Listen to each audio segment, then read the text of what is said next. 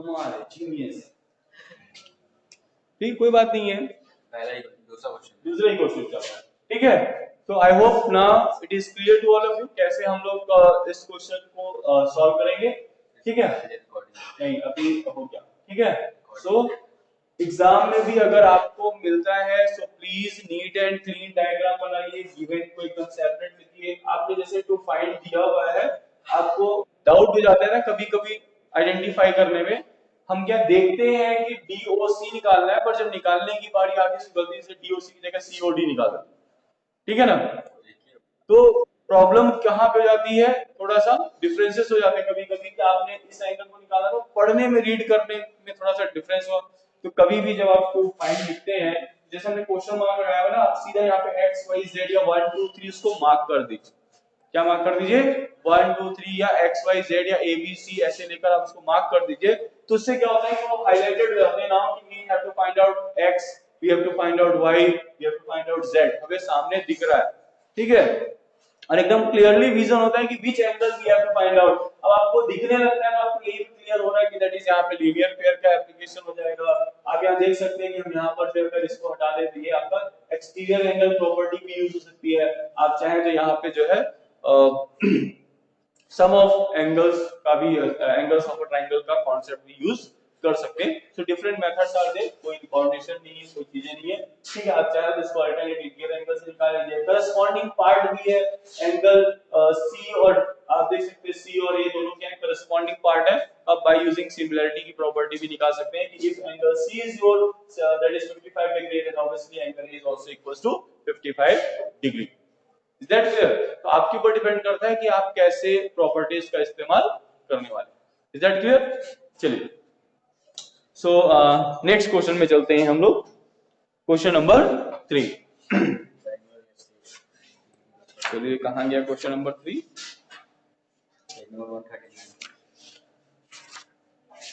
Question ही गुम हो जाता है। चलिए, क्वेश्चन नंबर 3 रीड कर लीजिए सब लोग। Diagonals AC and BD of trapezium ABCD. Okay, so now we are having trapezium ABCD. चलिए trapezium बनाते हैं।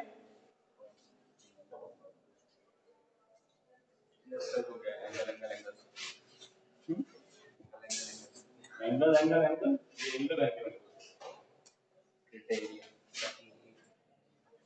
Suppose that we are having a trapezium.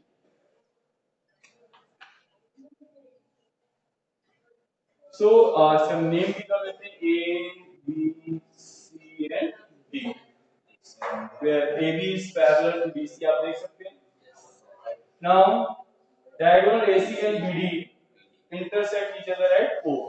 So diagonal AC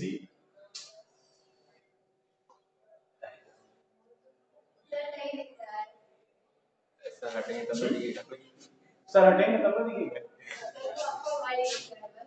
हाँ, मोबाइल को हटा दीजिए बोल रहे।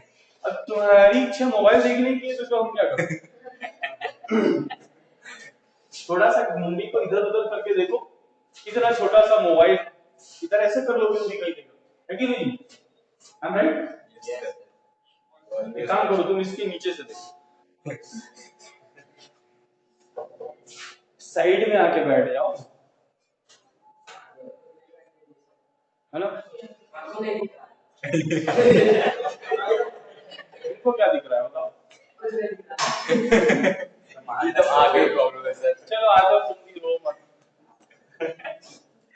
नहीं तो बोल देगा हमारे अधिकारों के साथ हनन हुआ है, सर ने भेदभाव किया, डिस्क्रिमिनेशन, जेंडर डिस्क्रिमिनेशन, है कि नहीं? अभी थोड़ी देर में सोशल साइंस पढ़ाने लगेगा मुझे।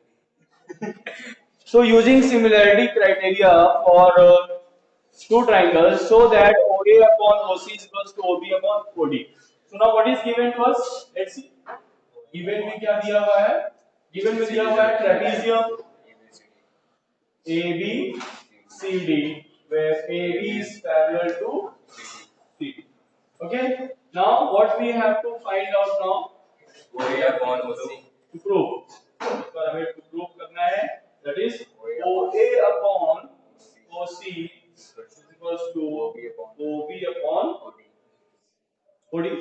चलिए ठीक है, हाँ वही upon OC equals to OK. अरे ये तो वही क्वेश्चन आ गया, याद है दोस्तों, ये तो वही क्वेश्चन आ गया पिछले एक्सरसाइज का, लास्ट क्वेश्चन है ना, सेकंड लास्ट। तो आज हम लोग कंस्ट्रक्शन नहीं करेंगे, यस ओके, आज हम लोग कंस्ट्रक्शन नहीं करेंगे, आज हम लोग बिना कंस्ट्रक्शन के ठीक है ना। तो प्रकृति बोलेगा कि सर फिर हम लोग एग्जाम में क्या करेंगे, एग्जाम में that depends on you which property you are going to use ना। सिमिलर अगर वहां पे मेंशन नहीं है कि आपको क्या यूज करना है तो आप कोई भी यूज कर सकते हैं। So here now we are going to use that is a similar triangles. अब देखिए OA और OC चाहिए आपको, ठीक है, तो हम लोग यहाँ पे क्या लेंगे, that is we are now going to take triangle AOB and triangle COD। चलिए, तो in triangle AOB and triangle COD ऐसा फाउंडेशन नहीं है, हम चाहे यहाँ पे जो फर्स्ट लाइन हम लोग लिखते हैं वहां पे हमारे ऊपर फाउंडेशन नहीं है कि हम AOB COD या DOC हम कुछ भी लिख सकते। याद रखिएगा पहली लाइन पे कोई फाउंडेशन नहीं है, आपको सिर्फ ये बताना है कि which triangle we are talking about, हम किस ट्राइंगल की बात कर रहे हैं। ट्राइंगल की बात करने के बाद जब हम उसके करस्पॉन्डिंग पार्ट्स को हम लोग क्लियरिफाई करेंगे कि व्हाई वी आर राइटिंग कि these two triangles are similar, then we have to maintain the order कि किस ऑर्डर पे आपको उसको लिखना है। यानी जो लास्ट लाइन हम लोग लिखेंगे it is just like a similar triangle और दैट इज अ कॉन्ग्रुएंसी की तरह ही है, ठीक है। तो यहाँ पे आप कुछ भी लिख लीजिए कि ट्रायंगल AOB COD आप BOA लिख लीजिए, आप यहाँ पे DOC लिख लीजिए, आपको उससे कोई फाउंडेशन नहीं है। अब आप जब यहाँ पे प्रूविंग करना स्टार्ट करेंगे, so how we are going to prove now, since CD is parallel to AB, so obviously this angle 1 is equals to angle 2, that is alternating their angles, okay. Similarly this angle 3 is equals to angle 4, again alternating their angle, and we can see that is 5 is equals to 6, हालांकि हमें जरूरत नहीं है but we can see that is angle 5 is equals to angle 6। तो आप यहाँ पे आप याद रखिएगा, बहुत बच्चे क्या करते हैं यहाँ पर 1 2 3 4 नहीं डालते, वो यहाँ पे 1 2 3 4 नहीं डालते बट यहाँ पे जरूर 1 2 3 4 लिख डालते। एग्जाम में बहुत ऐसे बच्चे मिल जाते हैं जो क्या करेंगे यहाँ पर 1 2 3 4 मेंशन नहीं करेंगे और यहाँ पे लिख देंगे दैट इज सर एंगल 1, यहाँ पे जैसे आप देखिए AOB ट्रायंगल है तो AOB किसके साथ है, अब क्या लिखना है, आप लिख ही रहे हैं तो angle 2 is equal to angle 1, alternate interior angles mention कर दीजिए, ठीक है। इसमें तो खैर अभी ये भी मेंशन करना चाहिए था कि since AB is parallel to CD therefore angle 1 is equal to angle 2, सारी चीजें, लेकिन फिर भी आप सिर्फ इतना भी लिखेंगे तो इट इज सफिशिएंट। अब एंगल 2 हो गया, now we have to write angle 4। अब देखिए AOB ट्रायंगल की बात कर रहे हैं तो उसके ही सारे पार्ट्स को इस साइड में लिखना है, so now we are talking about that is angle 4, angle 4 is equals to angle 3, again the reason alternate interior angles, ठीक है। Now angle 6 is equals to angle 5, again vertically opposite angle, and no need to write ना कि आप इसको नहीं भी देंगे क्योंकि दो से भी आप प्रूव कर सकते हैं, ठीक है ना। तो आप चाहें तो सिर्फ दो ही यूज कर लें या आपकी मर्जी, आप अगर यूज करना चाहें तीनों लिख सकते हैं। Now therefore triangle, अब यहाँ से आपको मेंशन करना है, देखिए 2 के साथ 1 का कॉम्बिनेशन, 2 कौन सा है, angle A, you have to write angle A, similarity के साथ यहाँ पे एंगल C। नाउ एंगल 4 ले लीजिए या आप जैसे बीच वाले एंगल को लेना चाहते हैं, ये भी इक्वल है तो आपका देंगे दैट इज O, O के साथ यहाँ पर भी O है, यहाँ पे क्या बच गया B, यहाँ पे क्या बच गया D। तो आपको ये चीजें अब यहाँ पर देखनी, ये तो इजी सा था A, okay. Now by CPCD we can write AO upon CPST, हाँ ले रहे CPST, ठीक है ना। सो AO upon CO is equals to that is OB upon OD, ठीक है। आई होप मेरे लगता है ये ग्रुप करना था आपको। सो by CPST corresponding parts of similar triangles, okay. Hence proof जरूर लिख दीजिएगा, नहीं तो पता चला मार्क्स, ठीक है। समझ में आ गया सभी को? Any problem to anyone? बोलिए, किसी के मन में कोई सवाल उठ रहा है?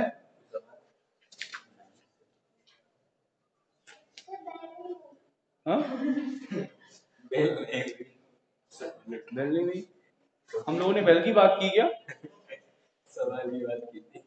मैंने तो पूछा किसी के मन में कोई सवाल उठ रहा है।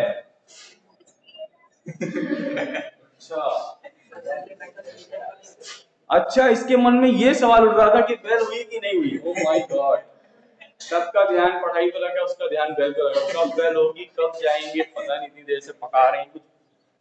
तब मैं जा रहा हूँ, कोई बात नहीं, जा रहे हैं यार, जा रहे हैं। कहाँ जा रहे हैं sir?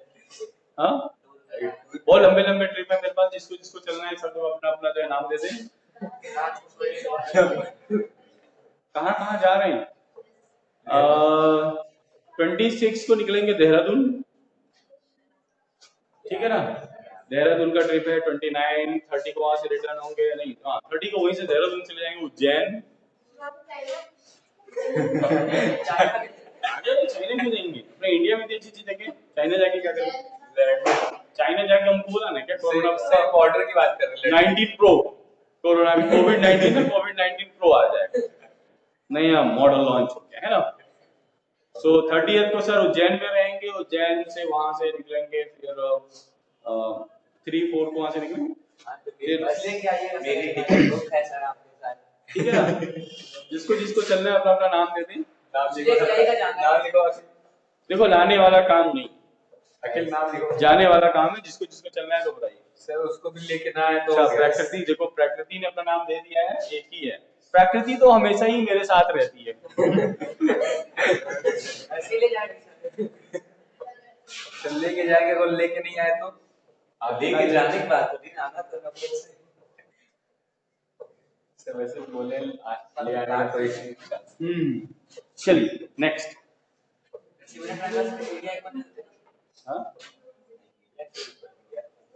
Now question number 4 in figure 6.36, now you can see in figure 6.36 QR upon QS is equals to QT upon PR। अब देखिए फिगर, चलिए बनाते हैं figure 6.36।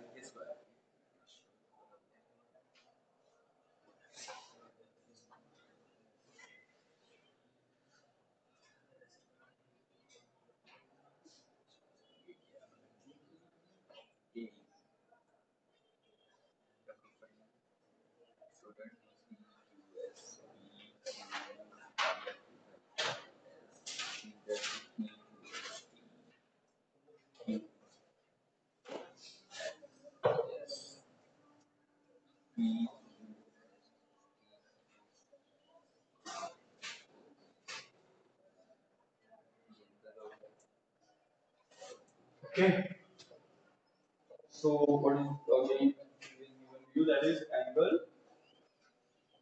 Q. This one is the angle.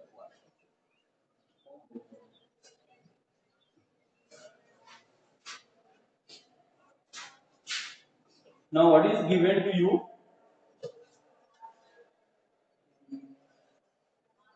QR upon, देखिए QR ढूंढते देखिए, हाँ sir, QR upon QS, QT okay, is similar, that is equals to QT upon PR. Where is PR?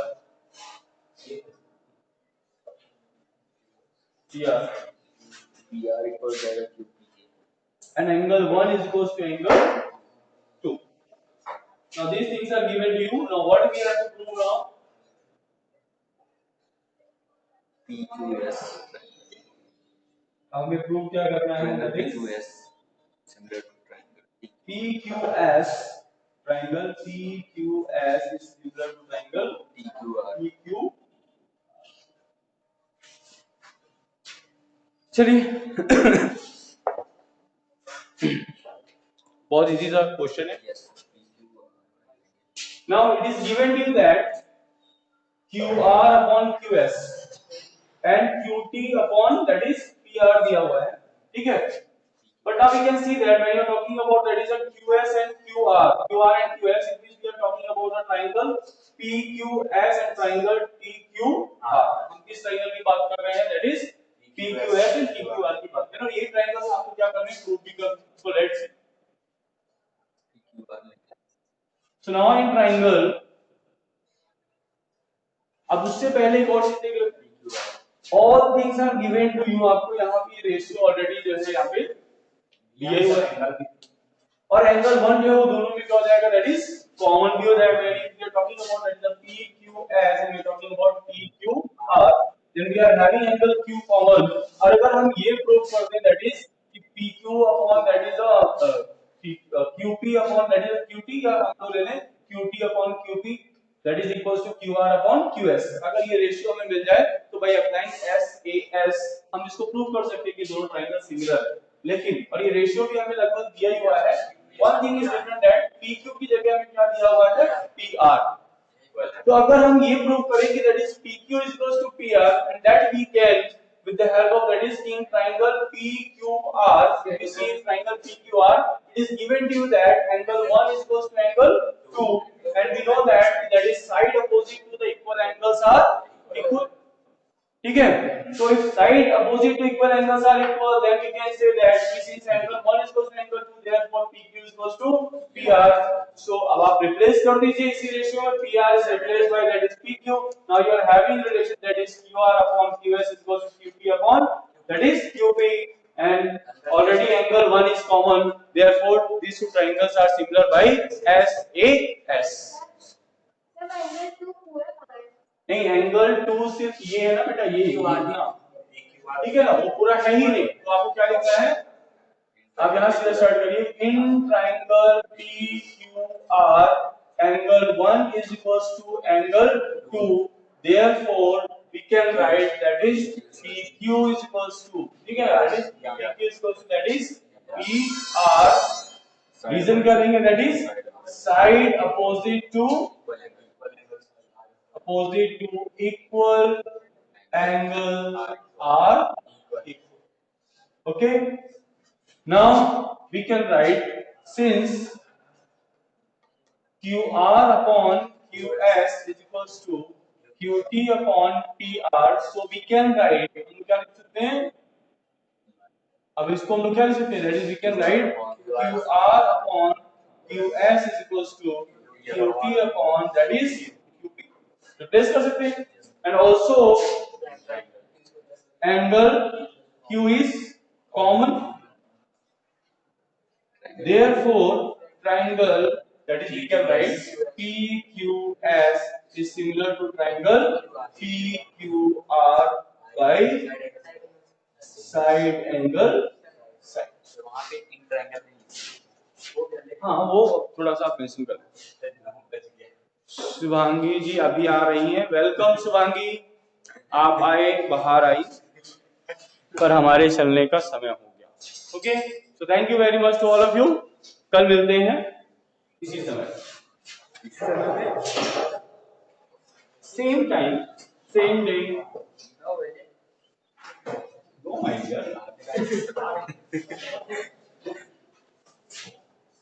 Oh welcome to physics class sir ji कहाँ पे sir ji आए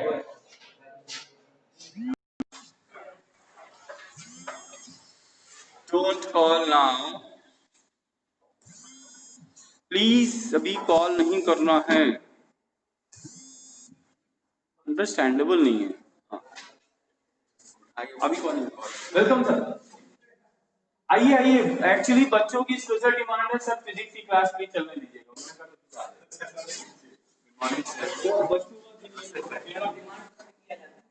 पूरा किया जाता है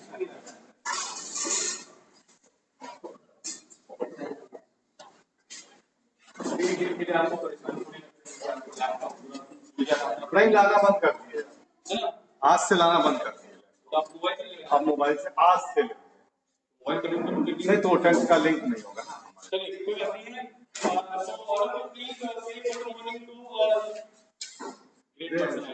अरे क्या बात कर रहे हैं मैं तो बेटा क्या भाई चल आप अच्छे से बजा ऐसा बोले पहले दिल से, ठीक है। दिल से। एक जो असल में की आदत है, जो बोलना है ना वो मुंह पे बोलते हैं। बिल्कुल सही। सर तो अच्छे लगते हैं, जस्ट लाइक यम है हम।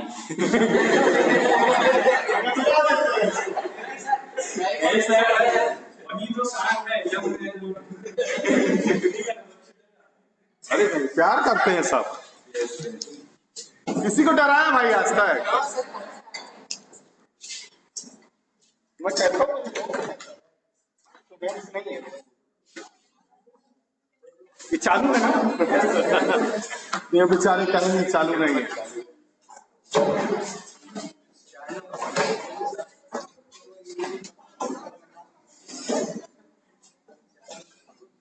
वाले बच्चे भी बहुत चालू।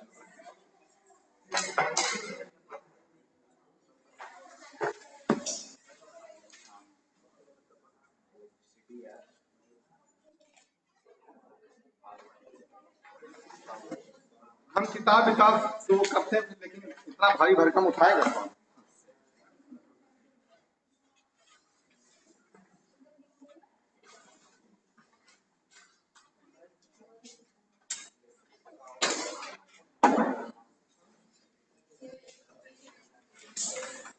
तो कल जब दोनों क्वेश्चन बताए थे समझ में आ गया था?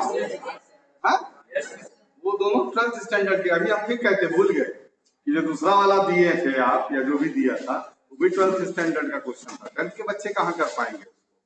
खैर ले जाने, तुम्हें असली एग्जाम को बोर्ड में देना है, प्री बोर्ड अभी आएगा, वो तुम्हारा एक बस टेस्ट होगा कि जो है कितना मेंटली तैयार, मेंटली, फिजिकली, इकोनॉमिकली नहीं कर सकते।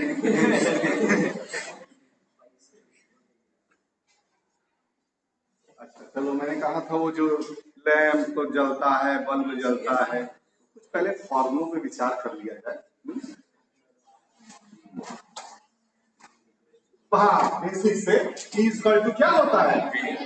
ये पेरेंटल फॉर्म, माई बाप, इसको बोलते हैं माई बाप। अच्छा तो इसमें पूरा स्क्रीन कवर हो जाता है। आज तक पढ़ाया ही नहीं है मैंने, सारे टीचर्स इससे पढ़ाते थे। मैं जब से मार्च से पढ़ा रहा हूँ, मैं इसी से पढ़ा रहा हूँ, अपने लैपटॉप, घर से भी पढ़ाता था तो लैपटॉप से। मैं इसको लाइक ही नहीं करता था, शुरुआत में वीडियोस डाले थे इससे बनाकर, इससे इरिटेशन होता था, लेकिन मैं देखा कि अब थक चुका हूँ, देर बुढ़ा हो गया, अब बच्चे ही कह देंगे 3-4 मन में आया, उनका नहीं थक गए यार, दर्द होने लगा या उठाते उठाते इतना भारी भरकम झोला। अब आज से हम लाए हैं तो अपना ट्राइपॉड भी लाए हैं, मोबाइल तो भरा ही रहता है जेब में, इस वाले से पढ़ा लें चाहे इस वाले। अच्छा मुझे ये बताओ, ये पेरेंटल फॉर्मूला है, मेरी बकवास बन ये, इसमें अगर हम ओम्स लॉ लगाते हैं बेटा ना, तो 20 पर क्या होता है? अच्छा कभी बड़े से आई लिख जा रहा हूँ, कभी छोटे, तो एक स्टैंडर्ड ले लेता हूँ, 20/IR होता है, तो इस v की जगह जब मैं IR रखूं, IR into I यानी कि I² आ जाएगा ना। ये मेरे लिए पावर का दूसरा फॉर्मूला फॉर्म हो गया। अब हम पेरेंटल फॉर्मूले में Ohm's law I equal to V/R अगर लगाते हैं, also I equal to V/R, यानी ये हो जाएगा V²/R। तो ये देखो पावर के 3 फॉर्मूले आ गए तुम्हारे पास, है ना। तो अब कहीं पर वोल्टेज और करंट दिया रहेगा तो पावर निकाल लेना, कहीं पर करंट और रेजिस्टेंस दिया रहेगा वहां पे पावर निकाल लेना, कहीं पर वोल्टेज और रेजिस्टेंस दिया रहेगा,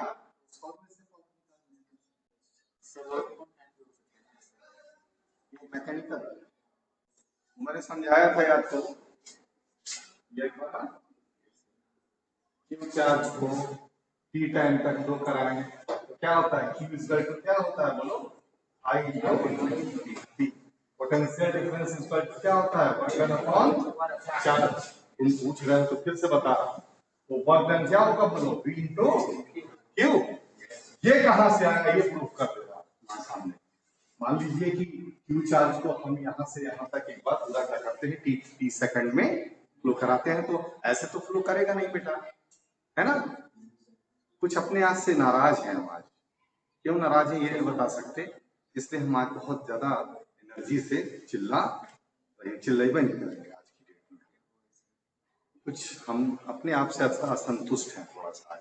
किसी से राइवलरी या किसी से मेरी झगड़ा नहीं हुआ है, पता नहीं क्यों मूड अपसेट सा है, तुम्हारे लिए नहीं।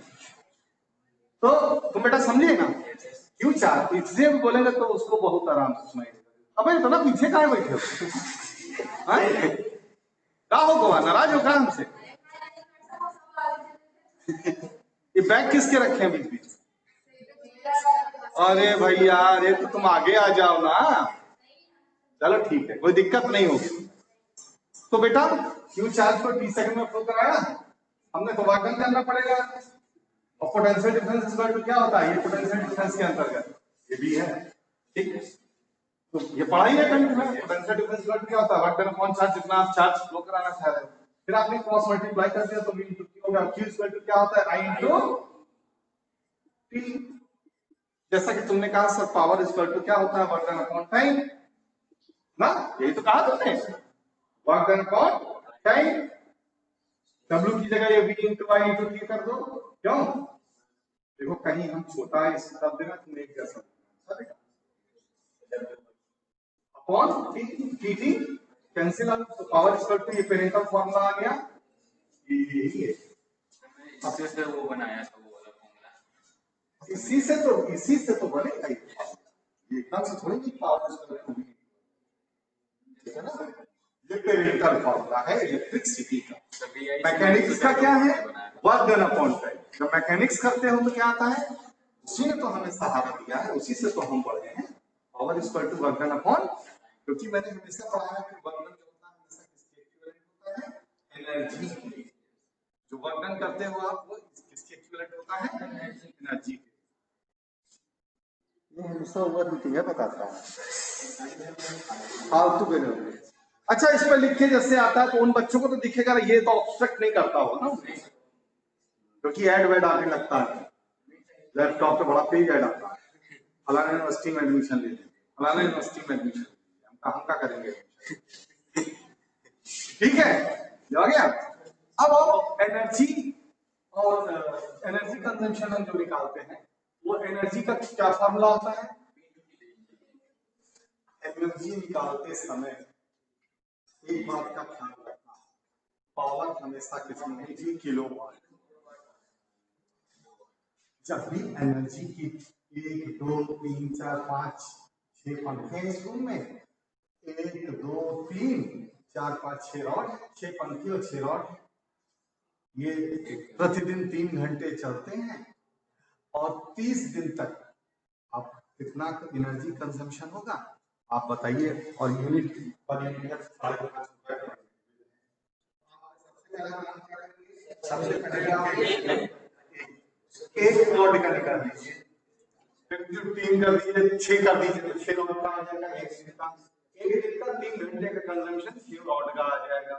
यही प्रोसेस हम पंखे पे अप्लाई करेंगे, फैन पर। एक पंखे का निकाल कर ये 3 घंटे में कितनी एनर्जी कंज्यूम कर रहा है उसको 6 से मल्टीप्लाई कर देना, तो एक दिन का 6 पंखों के द्वारा कंजम्पशन आ जाएगा।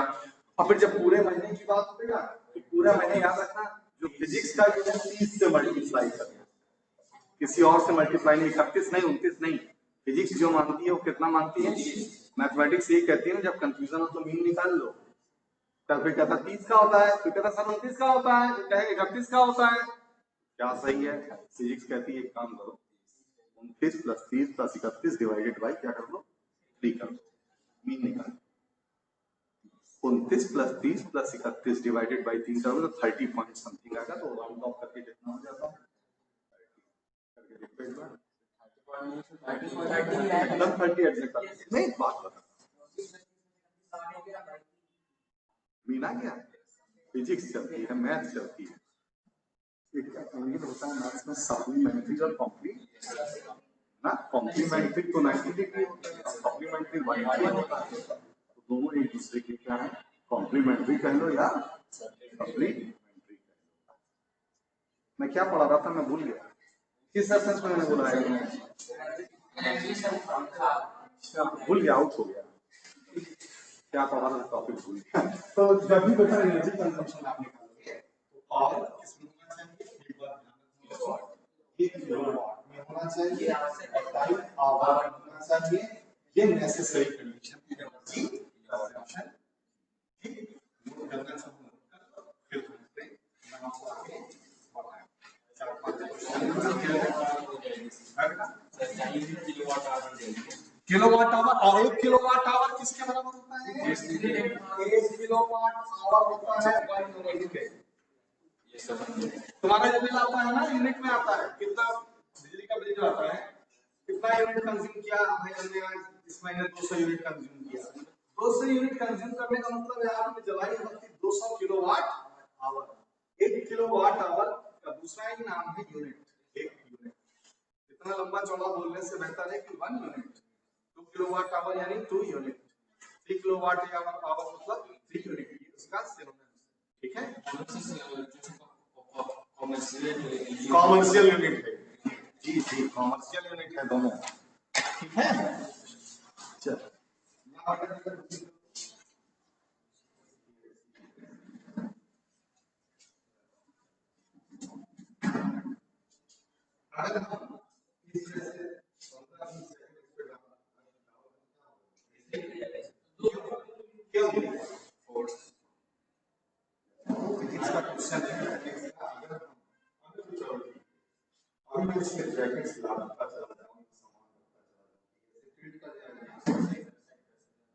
क्या हुआ, क्यों ऐसा क्यों? वो तो ठीक है ना, सेंटर ऑफ ग्रेविटी बॉडी की क्या होती है, सेंटर ऑफ ग्रेविटी यहाँ से खसक के कहाँ जाएगी। देखिए वो ट्रक वालों को या मेट्रो वालों को जो अपनी औकात से ज्यादा ना ऊपर तक, और फिर उन गाड़ियों का होता क्या है, ऐसे पलट जाती है। क्यों? सेंटर ऑफ ग्रेविटी किधर, ऊपर की तरफ चली गई, पीछे की तरफ चली गई, गाड़ी क्या हो जाएगी। चल, ऐसे प्रश्न क्लियर होते रहते हैं। तो क्लियर है, तो मैं क्वेश्चन करा सकता हूं, आप अनुमति दें।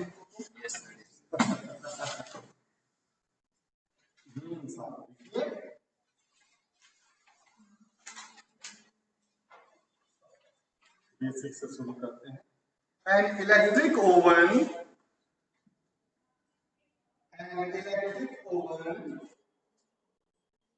of resistance 20 ohm, an electric oven of resistance 20 ohm draws a current of 10 ampere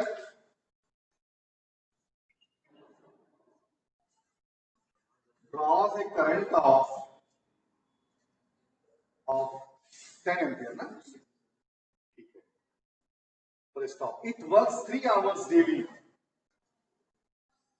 यानी ये 3 घंटे डेली इस्तेमाल किया जाता है। It works 3 hours daily, full stop.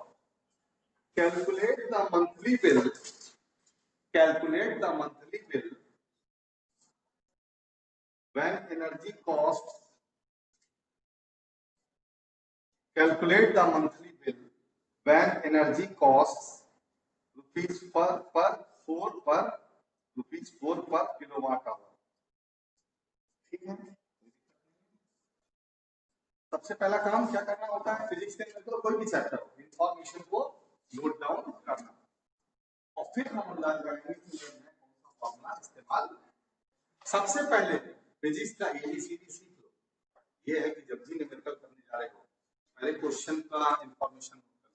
पहले पकड़ा किस चैप्टर का है, तो ये समझ में आया वो इलेक्ट्रिसिटी का। फिर पकड़ा इंफॉर्मेशन देखेंगे किसका है, वो टॉपिक पकड़ा। अब उसमें कौन कौन से फॉर्मूले इस्तेमाल, बहुत प्रॉब्लम आसान है। तुम फंस तभी सकते हो जब अपने माइंड का एप्लीकेशन नहीं करोगे। वो होता है कभी कभी, मेरे साथ भी इतना समय हो गया, कभी कभी कोई दिन ऐसा होता है कि प्रॉब्लम मुझसे सॉल्व नहीं होती, तो उस दिन बोल देता हूँ मेरा माइंड क्या हो गया है, शॉर्ट सर्किट हो गया है। बेटा मत मानना, पहले होता था, 4 साल से इलाज मेरा चल रहा है, पागल नहीं हूं मैं, पागल नहीं हूं, इलाज चल रहा सही है। रेजिस्टेंस है 20 ओम, करंट है I 10 एम्पियर, इंफॉर्मेशन बेटा time 3 hours daily, okay. Calculate the monthly bill when energy cost. Energy cost है कितने बच्चों ने तो निकाल लिया, ₹4 किलोवाट, ओके। तो आर और आई है, पावर निकालना है। देखो आर और आई है, ये तुम्हारे सामने फॉर्मूला, पावर का ये वाला नंबर दो वाला फॉर्मूला आई आर दिया है, ये करेंगे ना, पावर निकालना। देयरफॉर यहां पे लिखोगे solve information now, power is equal to P is equal to I square R। I की वैल्यू कितनी दी है, 10 का स्क्वायर इंटू 20, ये 100 इंटू 20। कुछ मत करो, इंटू नहीं करो, इंटू मत करो, बवाल मत करो अपने लिए। क्या है ये, वॉट, अपने लिए बवाल मत लो, किलोवाट बनाओ।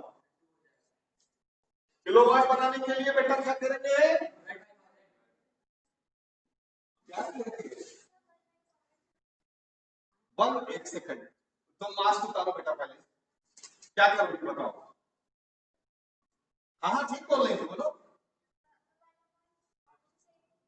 1/1000, 1/1000 का मतलब समझी, डिवाइडेड बाय 1/1000 हुआ ये। तुम यही कह रही हो ना, यही करेंगे ना, ये करेंगे, डिवाइडेड बाय 1000 करेंगे। ये तो इस बैठ जाओ,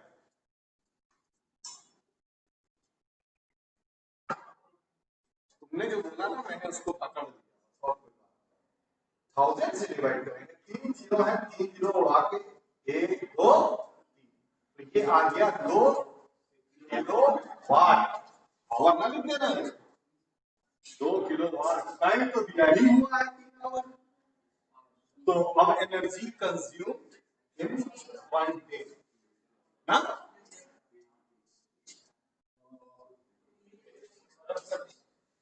नाउ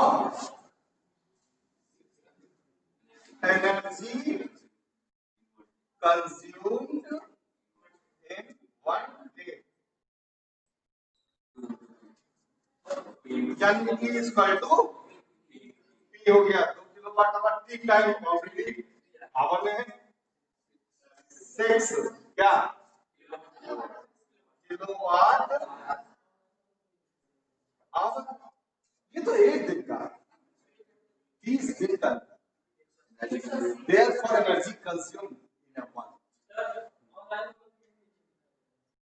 नहीं दिखाई देगा, तो क्या कहे सीधा बोलते। अब क्या करें बताओ, इसको हिला देना है, ओके निकाल देते हैं इसको। तो वहां तक दिखाई नहीं होगा, तो नहीं दिखाई देगा खुद बोलेंगे। अच्छा अच्छा अच्छा, ये बेटा क्लास में हो कि नहीं तुम लोग, कुछ रिस्पॉन्ड करो। हेलो, प्रेजेंस देखो कितने हैं, इसको दिखाएगा। Vrindavani Tripathi, yes sir. अच्छा लिख के बोल रहे हैं, अबे बोलबो मुंह से,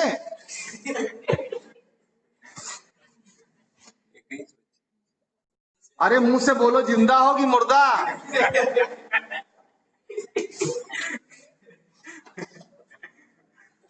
कोई बोल नहीं ना, डरा रहे हो क्या, में बोलते हैं हम जानबूझ के बोलते हैं, बच्चे डरे नहीं, किस बात का डरना है, हम ना शेर है क्या जो खा रहे, हमको बहुत मस्त मलंग आता है। Therefore energy consumed in month बोला है, मंथ बोला था, मंथ जो भाषा बोले उसी को चूज करते हैं। तुमको मालूम है मंथ में कितने दिन, therefore energy consumed in 1 month। Step by step करो, कोई दिक्कत नहीं होगी। 30 into 6 that is 180 kilowatt hour energy. अब सवाल ये उठता है कि एक यूनिट की कॉस्ट, 1 किलोवाट आवर की कॉस्ट है 4 रुपए, कितने, 1 kilowatt cost is rupees per. Therefore, unitary method. Therefore, 180 kilowatt hour cost क्या होगी? 4 upon 1 into 180. 720 रुपए, rupees 7.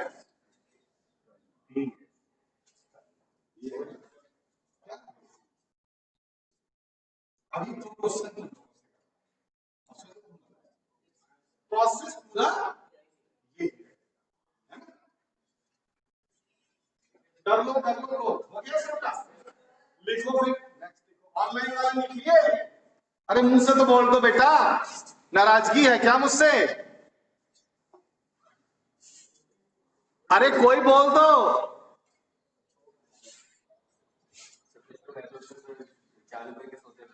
चालू करके सोते हैं। जेब में डाल कुछ लोग चालू तो ऐसे लोगों को हम क्या करते थे मालूम है? जब हम अटेंडेंस लेते थे तो जो रिस्पॉन्ड नहीं करता था मेरे पे सिस्टम पे एब्सेंट मार्क कर देते थे। एक दिन की मेरे पास प्रेजेंस मैं एब्सेंट मार्क कर देता था। हाँ वो पकौड़ी खा रहे हैं, नाश्ता कर रहे हैं, चल रहा है, घूम रहे हैं। कुछ लोग से मोबाइल में से WhatsApp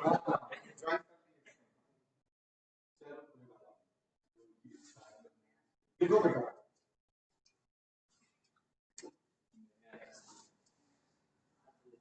6 tube lights of 40 watt each. 6 tube lights of 40 watt each and 4 fans of 100 watt each operate on an average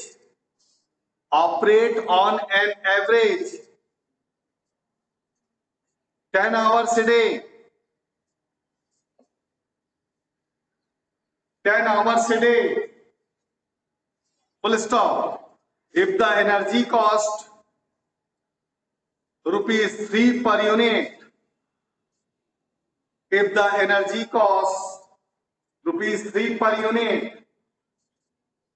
calculate the monthly bill. Calculate the monthly bill. समझ लीजिए ये इंपॉर्टेंट क्वेश्चन है। हम करा चुके हैं? करा चुके हैं। तो नकल ना मारो, करके दिखाओ। पीछे पलट के मत देखना, अपने से करो, पीछे पलटना नहीं। करके दिखाओ का मतलब है कि आंसर बताओ, पीछे पलट के आंसर भी मत बता देना, नहीं तो वो तुम अपने साथ गद्दारी करोगे, वो चीज अच्छी नहीं। करो अपने आप करो। क्या हुआ? नहीं समझ? अच्छा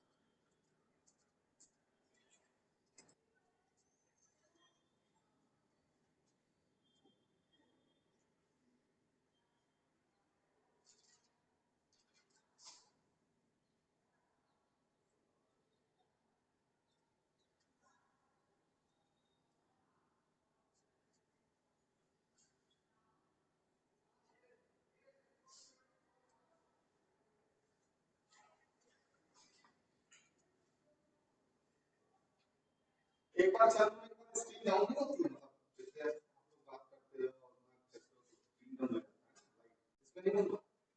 एक बार चालू कुछ नहीं जानता, मैंने कभी इसकी क्लास ली नहीं है, जीरो ये बोलो।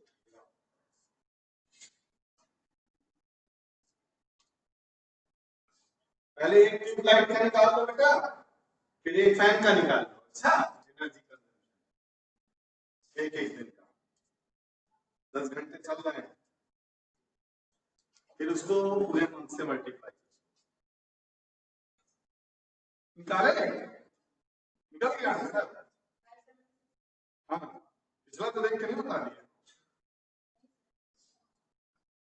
चलो अच्छी बात है, कर लिया तो वेरी गुड, क्योंकि ऐसा ही प्रश्न होगा तुम्हारे एग्जाम एज इट इज। तुम करोगे तो वो अच्छा रहेगा, कोई दिक्कत हो तो मुझे बता दो, मैं चाहता हूँ कि सभी बच्चे 100% मार्क्स पाए। सैम स्टार ग्लोबल का नाम रुपीज पर, ठीक है ठीक है, आई प्लस वन।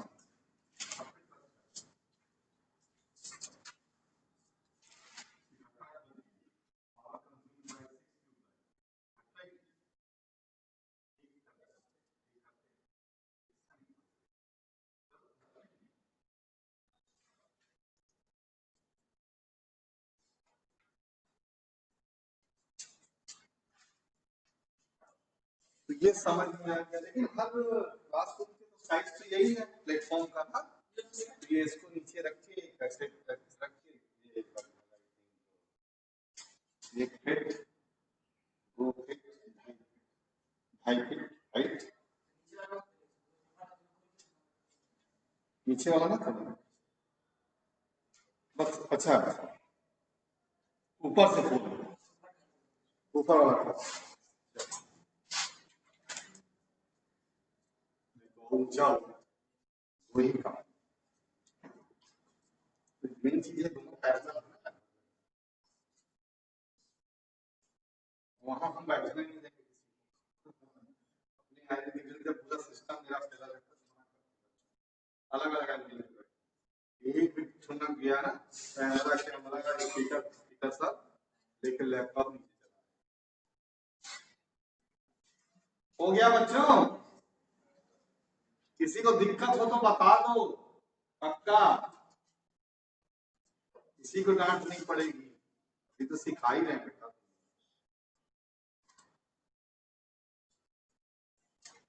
चलो अगला क्वेश्चन लिख लो, अब तेरे अगला क्वेश्चन भी लिख लीजिए। फॉर ए हीटर रेटेड, अच्छा ये बताओ अपडेट करने में क्या राइट शुरू करते हैं, तो कंसेप्ट तो क्लियर नहीं है सब कुछ, तो यानी कि सबसे पहले रिफ्लेक्शन है ना? तो रिफ्लेक्शन का और रिफ्रैक्शन दोनों ही तैयार कर लो, उसमें न्यूमेरिकल है ना, न्यूमेरिकली कराना है मेन चीज, हमको बेसिक ब्लॉक को मालूम है। रिफ्लेक्शन ऑफ लाइट का क्या है, रिफ्रैक्शन ऑफ लाइट का क्या है, सब मालूम है, तो अब उस पे मैं न्यूमेरिकल्स उसमें क्या रिवीजन में क्या करा है बताओ, इमेज फॉर्मेशन बता देंगे ठीक, ओके ओके ओके, एक एक करके कॉन्केव और कॉन्वेक्स इमेज फॉर्मेशन पहले देखिए, ठीक। चलो लिखो, और a heater rated 2.2 kilowatt and 220 volt, for a heater rated 2.2 kilowatt and 220 volt, calculate a question लिखो नीचे, a द करंट कैलकुलेट करना है, कुछ नहीं है, बहुत आसान, बस गच्चा लिखना, मैं ये जानता हूं, ये बहुत जगह रात छुपे हैं इस क्वेश्चन में। बी क्वेश्चन लिखो, the resistance of the heater. C question लिखो, ध्यान देके करना क्वेश्चन, नहीं गलती कर दो। The energy consumed in 2 hours, the energy consumed in 2 hours. D question लिखो, 4 बार। The cost if 1 kilowatt hour is priced at ₹5, the cost if 1 kilowatt hour is priced at ₹5, तुम एक ही दिन के लिए निकालो, पूरे मंथ की तो इसने बात की नहीं, एक ही दिन का निकालो, ₹5। the cost if 1 kilowatt hour is priced at ₹5, यानी 5 रुपए पर यूनिट है। फिर से क्वेश्चन बोले, for a heater rated 2.2 kilowatt है, किलोवाट एंड 220 वोल्ट है वोल्टेज। चलो बताओ, इतने पार्ट निकालने हैं, 4 पार्ट हैं क्वेश्चन के। इसमें नहीं है बेटा, जगत राम में नहीं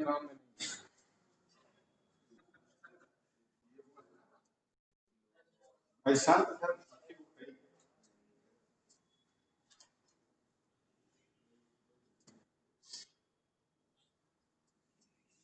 मेन चीज है कंसेप्ट क्लियर होना चाहिए। आप किसी का भी क्वेश्चन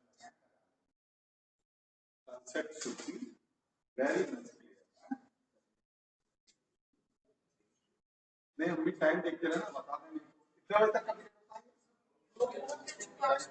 तो देखकर थोड़ी क्वेश्चन है।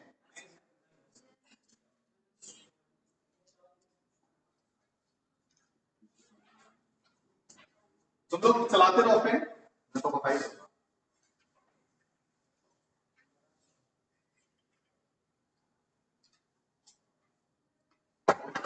इंफॉर्मेशन में क्या दिया है देखो, रेटेड पावर दी है, यस बेटा आइडिया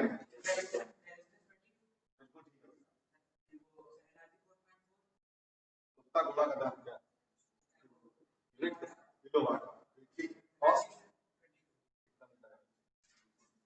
नाम आयुष से काम पढ़ाई कर गुड आयुष 2.2 किलोवाट आवर। बहुत मजाक करते बच्चों से, किलोवाट आवर नहीं पावर है। बच्चों से बहुत खुश रहते हैं, बाकी दुश्मन हर एक के दुश्मन। किसी पंक्ति बनती नहीं हमारी, हाँ अजीब उल्टी खोपड़ी। Power is equal to V into I. ये है 2.2 किलोवाट है, तो किलोवाट है इसको 1000 से, हाँ यहाँ पे यही ध्यान देना था। और भी दिया है 2.2, ये अपनी औकात में है, इंटू आई करंट निकालना था। ये 0 से ये 0 आओ, एक काम करो 2.2 इंटू कितना हुआ ये 100 divided by 22 is equal to I. 100 से इसमें मल्टीप्लाई करोगे कितना आएगा, या एक काम करो जिसको ये भी नहीं आता है पॉइंट हटाओ, यहाँ 0 हमको ये आता है पॉइंट बता दे, किसी से तो यहाँ 0 बढ़ा के पॉइंट हटा दो। 21 2 जा 21 22 1 ये 10, ये 0 से ये 0 आया, आई स्क्वायर तो कितना आ गया 10 एम्पीयर। तो ऐसे कर कुछ नहीं। दूसरा क्या पूछा था, रेजिस्टेंस, कौन सा फॉर्मूला लगाओगे, P equal to I square into R ना। पावर गेट यानी 2.2 किलोवाट यानी 1000 एम आई राइट।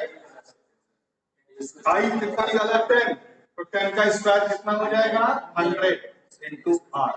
ये 2 0 से ये 2 0 बढ़ा दो, 2.2 को 10 से इंटू करोगे तो 22 ओम आंसर। क्या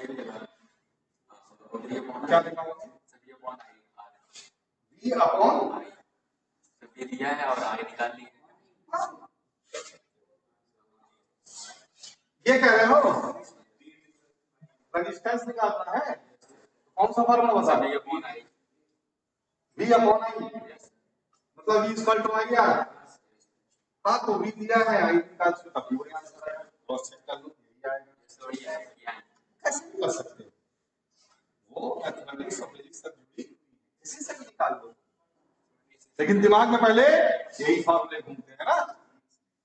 ओके, अभी तीसरा पार्ट क्या है इसमें, सभी part energy consumed in 2 hours, यानी एनर्जी इक्वल टू होता है पावर इनटू टाइम। पावर कितना है, ये तो किलोवाट में है ही है, और 2 आवर में तो 2 से मल्टीप्लाई करो कितना आएगा 4.4 किलोवाट यूनिट का जरूर ध्यान रखना, तो किलोवाट एक छोड़ देगा उसका आधा नंबर, यही तो ध्यान देना है और क्या देना है। चौथा पार्ट यानी ये हो गया सी पार्ट, ये आ गया डी पार्ट। डी पार्ट में प्राइस निकालना था, तो प्राइस निकाल दो कितने से मल्टीप्लाई करना है? 5 से। 5 से कर दो, प्राइस हो गया 4.4 into 5 कितना ₹20। तो एक नंबर में 4 पार्ट हो गए, 4 नंबर आधा आधा का हो गया, 2 नंबर है ना। 10th वाले बच्चों से आप क्या एक्सपेक्ट करेंगे? हमारा ये मानना है स्टैंडर्ड तो हम देखते हैं कि क्या आंसर है।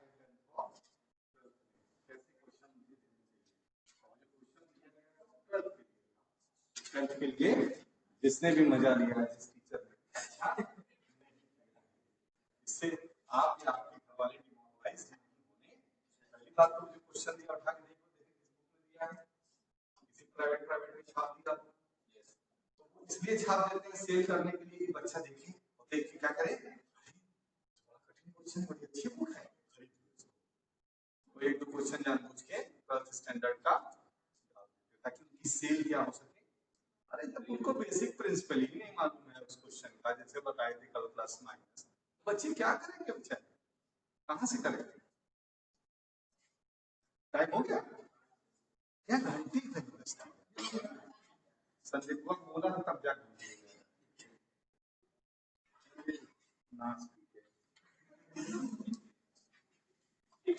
लिखो जब तक समय है।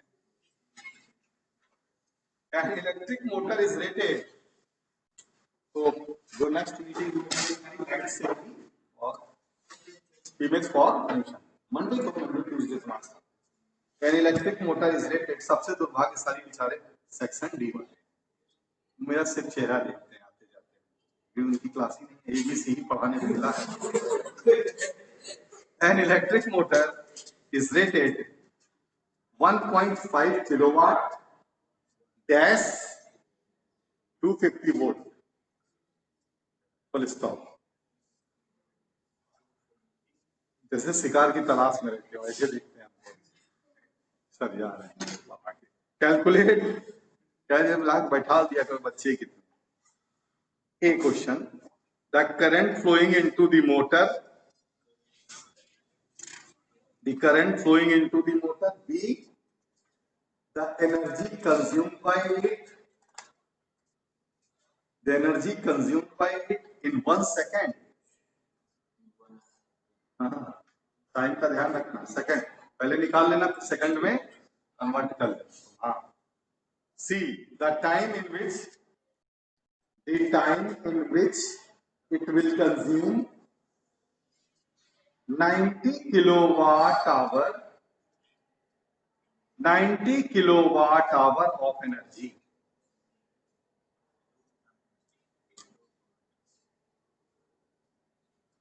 करो बेटा, दूसरा part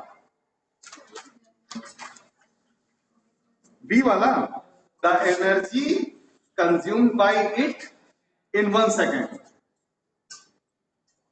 see the time in which it will consume 90 kilowatt hour of energy.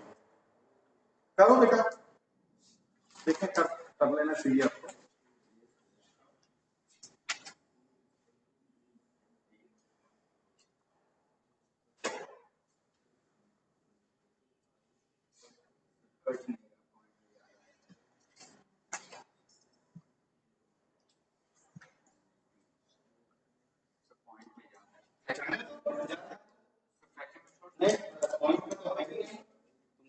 इसका मतलब 1.5 किलोवाट तो वाट में चेंज करोगे। आइए मैम, बेटा इसको बंद कर दो, आ जाइए। देखो हम आंसर बता दे रहे हैं, नोट कर लो। ए का है 6 एम्पियर, बी का है 1500, हाँ, और सी का है 60 आवर्स। कर लो, अगर कोई दिक्कत करता है मुझे बता ना, मंडे को मिलते हैं तुम लोगों से। बेटा ये बता दो सिस्टम।